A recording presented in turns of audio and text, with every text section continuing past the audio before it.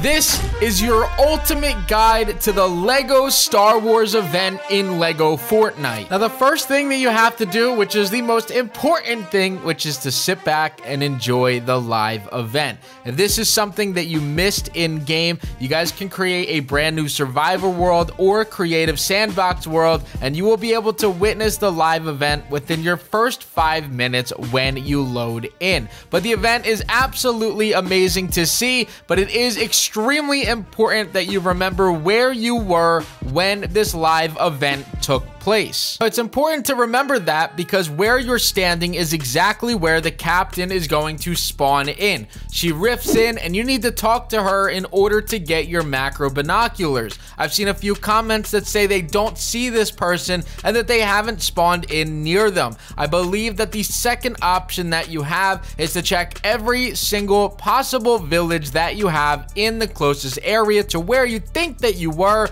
as that is a place where she can go and hang out. Now, the macro binoculars are used to find rebel caves. Now, that is both for the enemy and then also as friendly. What you're going to do is use these, and these blue or red icons will show up on your map. These caves are incredibly important, especially this first one, because this first cave is the difference between coming out onto the Star Wars side of your world or your regular survival side of the world. So right now I'm on the survival side, but if I enter this and go out the exit, I will then be on the Star Wars side. I could continue to use this back and forth to fast travel between the two sides of my world. Now, you're once again going to need the binoculars on the Star Wars side of your world to once again spot the blue Rebel safe logo. Again, you could now start to see the red enemy ones, but we want to avoid those at all costs to start this off. You're going to head towards that blue one because that is actually going to be where the brand new compost hub is, or the brand new Star Wars village hub is located, and we could start to do our quest line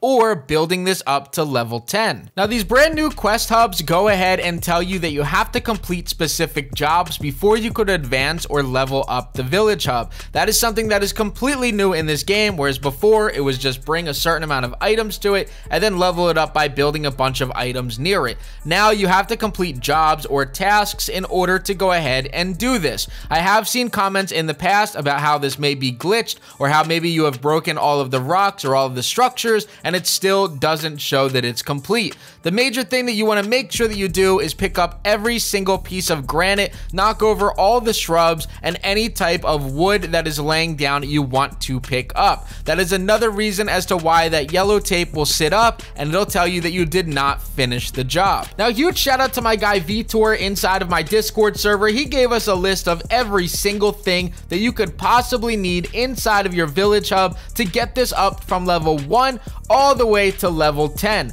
As far as requirements for items that you're going to need to level it up, you need 5 pumpkins, 3 short swords, 20 plastoid, 3 DL44s, and then 5 Durasteel. As far as the equipment that you need with you, that is going to hold up to 696 wood, 107 plank, 80 plastoid, 8 granite, 5 pumpkin, 15 wooden rods, 23 Durasteel, 2 cut ruby, and 1 power cell. And that will unlock every single thing that you could possibly need in order to get this done. Now, once you receive your level 6 reward from the captain, which is going to be a Light Saber at the time that you get your village hub to level 6, that will give you the access codes to get into the secret or the red caves that you're going to need to explore. The awesome thing about this is when you get to the end of these caves, your final reward is not only just a loot room, but also this big red chest that does give you access to a new lightsaber every single time. Now, once you get into those caves with your lightsaber, there's 2 ways that you can go about completing these caves.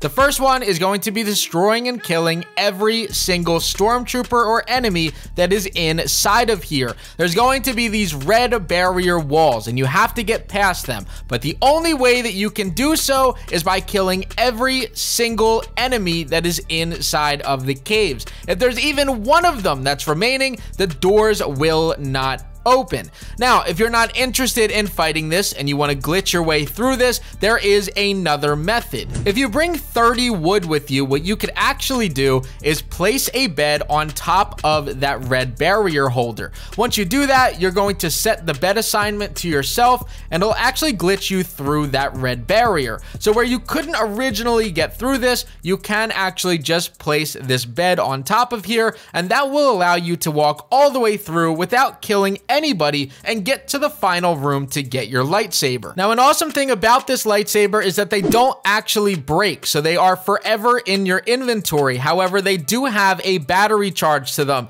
and after you fully use it, it'll begin to recharge. Now, it doesn't recharge on its own. You have to use it all the way up until it technically breaks. If you use it up about 3/4 of the way, it's not going to recharge on its own. You need to use it until you see that timer located on the bottom right or inside of your inventory. Once you have that timer on it, then you need to pull out a second weapon, which is why it does make sense to go and get more than one lightsaber. That way you can continue to use at least a different lightsaber when one of yours has to recharge. Now, keep in mind the recharge when it comes to this and never actually breaking it. You could actually use this to start to farm materials. Now, my guy Vitor also created a really nice spreadsheet for this, telling you exactly how many times you need to hit something with a lightsaber in order to break it. And what this knowledge does is it allows you to make every single one of these items a one hit, so you could finish it off with a triple luck pickaxe. So you'll never actually break your lightsaber, and you could just last hit your item with your triple luck pickaxe.